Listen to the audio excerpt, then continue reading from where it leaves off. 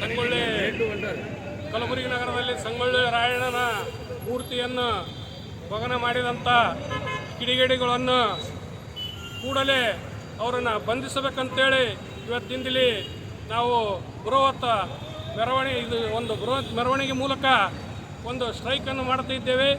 ಆ ಕಿಡಿಗೇಡಿಗಳನ್ನು ಬಂಧಿಸಿ ಮತ್ತು ಇನ್ನು ಮುಂದೆ ಯಾವುದೇ ಒಂದು ಮೂರ್ತಿಗೆ ಎಲ್ಲಿ ಕೂಡ ಒಂದು ಅಹಿತಕರ ಘಟನೆ ಆಗದಂತೆ ಸರ್ಕಾರ ನೋಡಿಕೊಳ್ಳಬೇಕು ಮತ್ತು ಎಲ್ಲ ಮೂರ್ತಿಗಳಲ್ಲಿ ಒಂದು CC ಕ್ಯಾಮೆರಾವನ್ನು ಕುಂದಿರಿಸಿ ಮುಂದಿನ ದಿನಗಳಲ್ಲಿ ಎಲ್ಲಿಯೂ ಕೂಡ ಈಗ ಗುಲ್ಬರ್ಗದಲ್ಲಿ ನಡೆದಂಥ ಘಟನೆಯನ್ನು ಕೂಡ ಮುಂದೆ ಎಲ್ಲಿ ಕೂಡ ನಡಿಬಾರದಂತೇಳಿ ಈ ಸಂದರ್ಭದಲ್ಲಿ ಹೇಳುತ್ತಾ, ಮುಂದಿನ ದಿನಗಳಲ್ಲಿ ಮತ್ತೆ ಇದೇ ಥರ ನಡೆದರೆ ನಾವು ಇನ್ನೂ ಕರ್ನಾಟಕ ತುಂಬ ಹೋರಾಟ ಮಾಡಬೇಕಂತೇಳಿ ನಾನು ಹೇಳೋಕ್ಕೆ ಬಯಸ್ತಾ ಇದ್ದೇನೆ.